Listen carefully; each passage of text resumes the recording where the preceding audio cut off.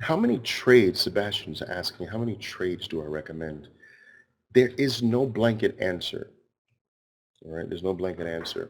For me, the guideline is, does something have your name on it, Santiago? Sebastian, does something, listen to me carefully, traders. Does something have your name on it? That's the key. Does something call you? Does something present itself as a gift with a bow on it? Or are you, I don't know, maybe, I mean, you've got to get to the point, traders, where you just know your opportunities. I named them for you. You know, one is called the Bull 180. You know, uh, but you've got to know them so explicitly. You got to know when one of them is saying, okay, it's my turn. And if that's the case, that's your trade, whether that's the 8th trade of the day or the first. It doesn't matter. If you have not arrived to where you know what your opportunities are, how many of you have your opportunities written down? How many of you have a list of what your opportunities are sitting next to your laptop computer? See you later, Jose. You know, because in the beginning, I believe that having them stare at you is very important. Having them look at you too. Like not just when you have them in your mind, they can't look at you. Something happens when you pull them out of your mind and you put them on paper. It's the first act of materialization. You actually create or birth your opportunities, and they are now living on a piece of paper apart from you. And now they can look back at you. They can stare at you. They can defy you. They can wonder, are you going to really do what you have written down? It just becomes a different level. You know what I mean? And so I learned this. I'll tell you a story.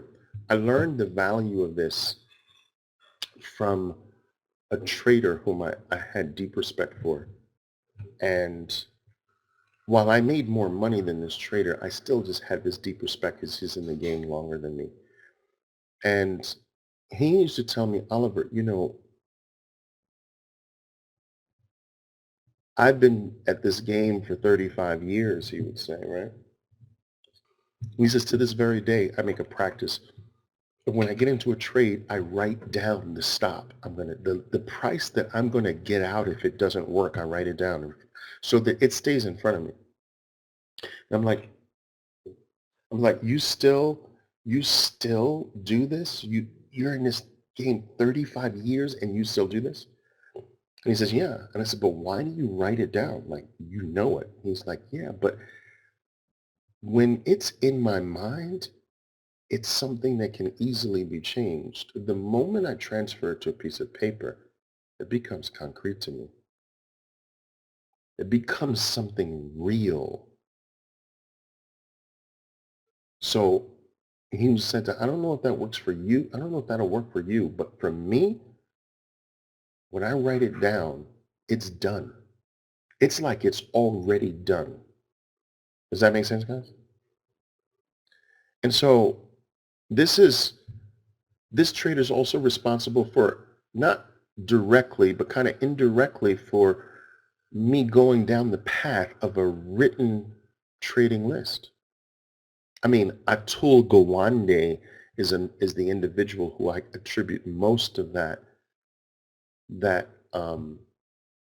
recognition for really helping me discover the power of writing down your trading process and following the written list.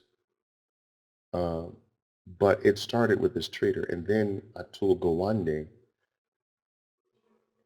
uh, he furthered that deepening of understanding of the power of a list. That we know that some of the most success, one of the common traits, what I did at 8 years old is in my mother's library. My mother was an assistant librarian. And I used to have to go to the library every day after school because there was no one home. And my mother worked in the library until 8 p.m. So from school, which was over at 3, I had to go to the library and sit with her from 3 to 8 and do my homework and stuff like that. And I remember having just so much amounts of time, I would just think of things to look up and research. And I remember saying, I'm going to research the most successful attributes. What are the most common characteristics of successful people? And so back in those days, you didn't have the internet. Went to a catalog and you looked up this book, which led you to another book, which led you to an article, which led you to, and you'd go through this network of words and phrases that led you to this resource and that resource. Today we get this at the stroke of a phrase in Google. But it was a process back then. You know?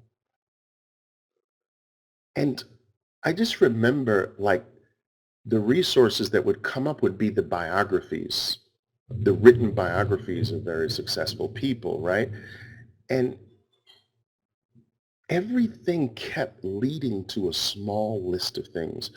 And the thing that won out of the list, like there were things like waking up early. Like I'm telling you that every single successful person I researched at the age between the ages of 8 and 10, every successful person had that in common. Not a single person woke up late. And I mean, I researched hundreds of people. You understand? And that was one common denominator. But one, even more than that, one stood out to me as an 8-year-old that I began putting into practice as an 8-year-old kid. They kept a list in their pocket